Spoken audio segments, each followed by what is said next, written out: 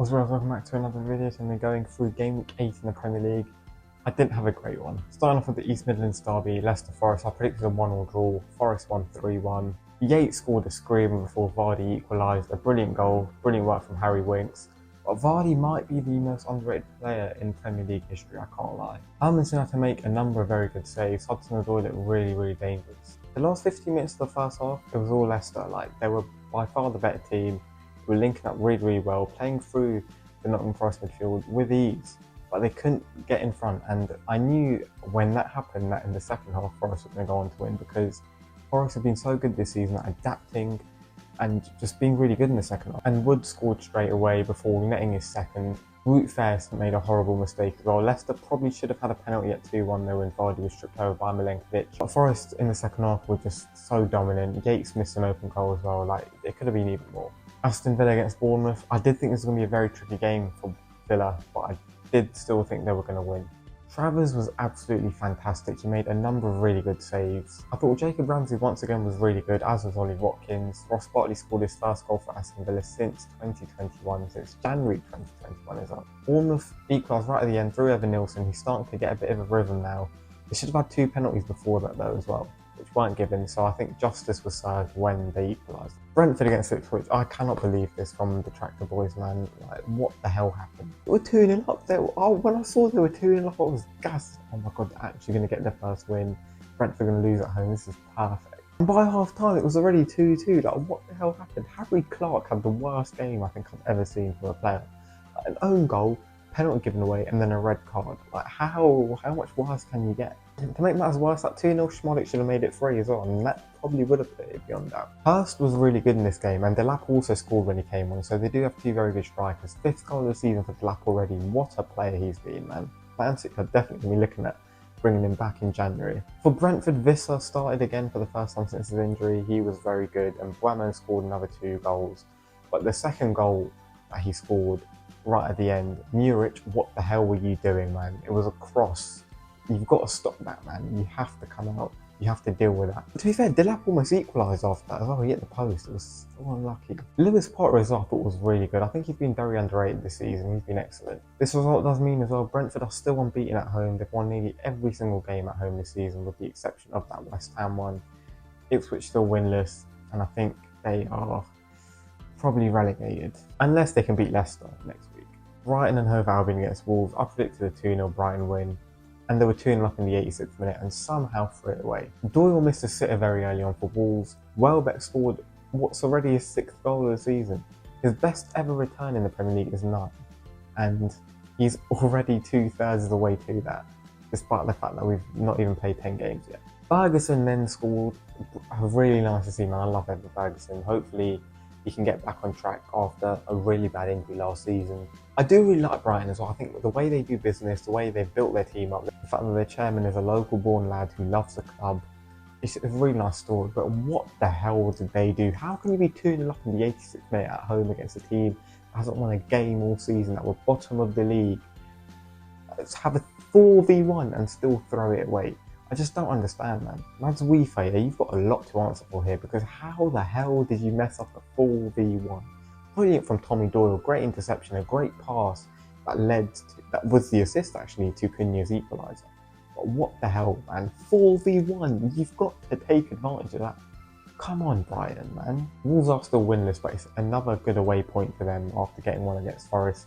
They do have much easier games coming now. They've got Palace and Southampton in the next 2. Manchester City against Southampton, I thought Man City were going to thump them, and they really didn't. Haaland scored very early and then missed 3 really good chances after that. Southampton only had 1 real chance that came through Cameron Archer where he hit the bar. Very unlucky, great move. Savinho was brilliant, man. His creativity, his skillfulness. It's like they've just brought Mahrez back. He was insane, and he has been insane all season. He hasn't got a goal yet, but it will come. He brings so much to that team. But once again, Manchester City just not convincing, and it's the 4th or 5th game in a row now. From the Arsenal game onwards, they've not looked good, but they're still unbeaten. They're still winning most of their games. They do have a big injury crisis right now, but still. This did extend their unbeaten run in the Premier League to 32 games. Southampton still winless and are now bottom of the league. Everton against Fulham, I predicted a 2-0 Everton win. Ended 1-1. So first off, Fulham were probably slightly better. Mikalenko kept giving the ball away. Gay almost scored one of the goals of the season when he hit the crossbar, Cavalier put in but was offside. But in the second half, that Fulham goal was brilliant. Emil Smith-Rowe is just so good, man. Where he dribbled past 3 players, played the ball to his mate Iwobi, who just stuck in at the near post, a brilliant goal. But right at the end of the game, Beto equalised. What a man. He's been awful so far at Everton, but it was a brilliant header. Everton are now 5 games unbeaten, as our Fulham are now winless in 3. Chelsea Newcastle, I predicted this result right technically, but the wrong way round. Chelsea took the lead after an exquisite pass from Cole Palmer, some brilliant work from Neto, and a great finish from Jackson. I cannot believe Man City let Cole Palmer go. He is such an obvious heir for Kevin De Bruyne. Man City losing Cole Palmer will be like Chelsea losing De Bruyne and Salah in the future, because he is that good. Isak equalised though, great assist from Lewis Hall as well against his former club. But the Chelsea front four were just all really dangerous, especially Palmer, Neto, Jackson in this game. Palmer did put Chelsea into the lead very early in the second half, awful from Pope though, straight at him, he should have saved it. In both halves as well, Chelsea started very well, but Newcastle definitely got better as it went on, and they had a perfect chance to equalise. Isak got past the goalkeeper after bodying the defender and just started messing around. He should have played it to Joel Linton and it's 2-2. Reece James though, his second game back from injury, and he was brilliant, playing out of position as well, putting a stellar performance, made so many important blocks, real captain's performance from him. And this result means Newcastle now winless in 5 games as Arsenal next, which is just not great. Crystal Palace against Tottenham, I predicted a 2-0 Tottenham win. Palace won 1-0 in the London derby. Their first win of the season. The goal was absolutely incredible, man. The way Eze controlled the ball from Mateta with that flick was unreal. Adam Wharton once again proving that he is the real deal. He ran the show despite the fact that he needed surgery. He was unreal, man. The passes he plays, what a player. But the back 3, in particular Lacroix, was a proper centre-half performance from him. The Tottenham attackers were just not in the game. Oh, Mikey Moore made his first stop, which was really nice to see. Unfortunately for him, didn't have a great game, but yeah, you can't really do much up against Chalobah, Lacroix and Gahey in the form that they were in this game. They completely bossed it. They were deserved winners, especially in the second half. Tottenham didn't even have a sniff. West Ham Man United, I did predict a 2-0 West Ham win. They won 2-1 in the El Sackico. And since this match, obviously, Ten Hag has been sacked. And I think Dalot had a big hand in this because he missed an open goal at the start of the game. I don't want to say it was on purpose, but it was probably on purpose, wasn't it? Garnacho missed a few big chances. Man United were all over West Ham in the first half. It could have easily been 4-0. But in the second half, West Ham were much better. Somerville came on and was brilliant. He scored the opener.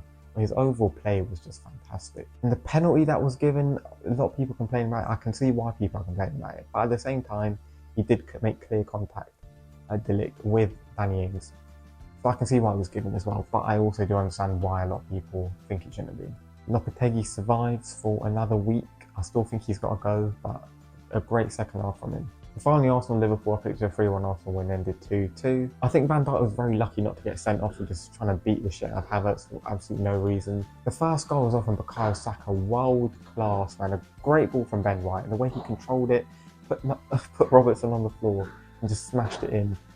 Oh, he's a champagne footballer. I don't understand how so many people still don't think this guy's world class. What more can he do? The youngest ever Arsenal player to reach 50 Premier League goals as well.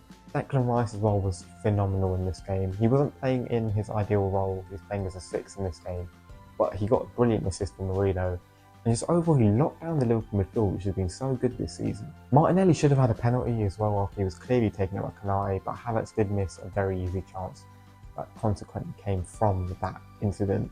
And he really should have scored. But in the first half, it was all Arsenal. They were by far the better team. Thomas Partey in particular was brilliant, man. He completely locked down Luis Diaz, despite the fact he's playing out of position. And a lot of people say he hasn't got the legs anymore. You wouldn't have been able to tell based on this game. In the second half, though, Arsenal weren't quite as dominant. The goal came from some really sloppy defending. Obviously, Lewis Skelly came on, he's only 17. He let Salah go, and he was obviously going to finish his chance. But Arsenal should have won it because late on they put the ball in the net. For some reason, the referee blew for a foul despite the fact that nothing happened. I cannot believe he gave that foul as a foul. Literally nothing happened. You have to play on there, bring it back for VAR later if you have to.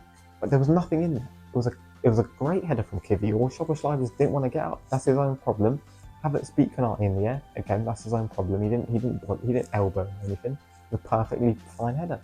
And it was a completely good goal that was disallowed, and that could be a huge factor in the title race come the end of the season. That's what I thought of the game week. Let me know what you thought in the comments down below, and I'll see you soon for another video.